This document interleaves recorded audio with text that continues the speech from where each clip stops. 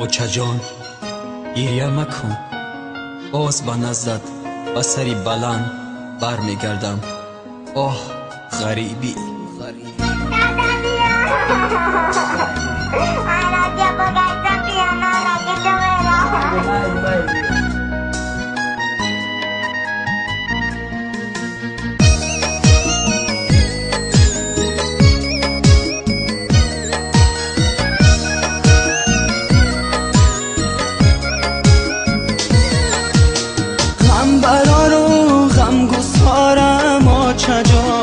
در غریبی خارزارم آچه جان، در غریبی خارزارم آچه جان.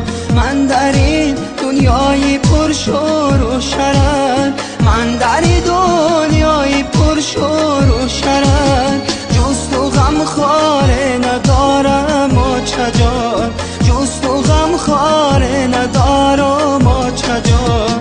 آچه ای جان آچه جان، آچه ای جان آچه جان، آچه ای جان آچه جان، وای آچه ای جان آچه جان.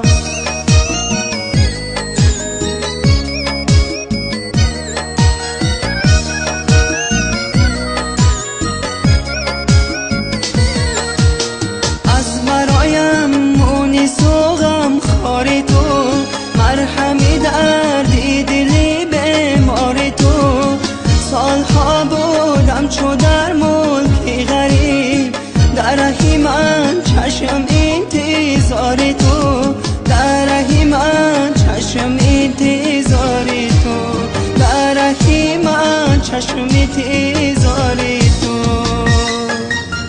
غم برار و غم گسارم آچه جان، در غریبی خارزارم آچه جان، در غریبی خارزارم آچه جان.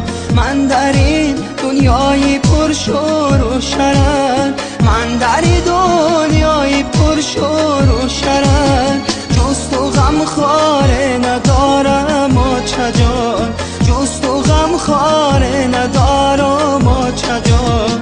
آچه ای جان آچه جان، آچه ای جان آچه جان، آچه ای جان آچه جان، وای آچه ای جان آچه جان.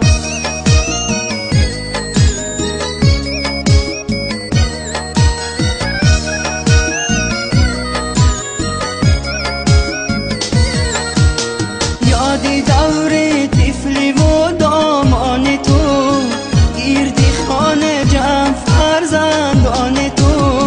از سفر برگشتم و تو نستی، صدرقی قلبی پر ارمان تو، صدرقی قلبی پر ارمان تو، صدرقی قلبی پر ارمان